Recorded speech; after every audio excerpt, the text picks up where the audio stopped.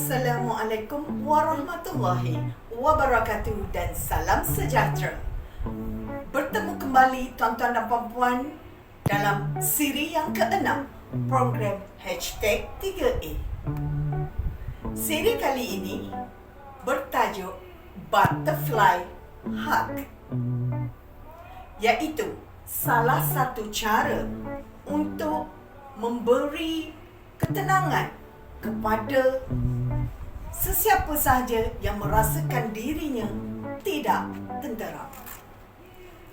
Tuan-tuan dan puan-puan, cara ini pernah diajarkan kepada mangsa ribut di Mexico untuk merawat trauma yang dilalui oleh mereka. Bagaimana cara untuk melakukannya?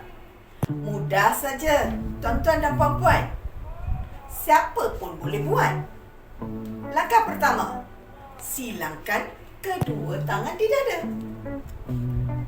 Langkah kedua, kemudian tepuk dada dengan kedua-dua tangan seperti gaya kupu-kupu. Gerakan tersebut dilakukan dengan menarik nafas dan menghembus nafas melalui mulut secara perlahan sambil menutup mata. Buat berulang kali.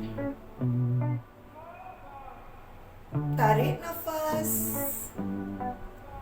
tahan, hembus nafas sambil memejamkan mata. Dan tuan-tuan dan puan-puan semua sambil boleh bercakap dengan diri sendiri, mengatakan sesuatu yang positif untuk diri sendiri. Dalam hati mengatakan, I will be okay. Don't worry. I will be okay. Don't worry. Berulang kali. Ataupun apa-apa sahaja ayat-ayat yang positif untuk supaya tuan-tuan dan puan-puan berasa tenang dan tidak lagi gelisah. Mudah saja kan, tuan-tuan dan puan-puan? Itulah teknik butterfly hug. Ya, tuan-tuan, puan-puan, cuba kita lakukan bersama-sama selepas ini. Itu saja untuk kali ini, tuan-tuan dan puan-puan. Kita bertemu lagi pada siri yang seterusnya. Sekian, wabillahi taufiq wal hidayah. Assalamualaikum warahmatullahi wabarakatuh.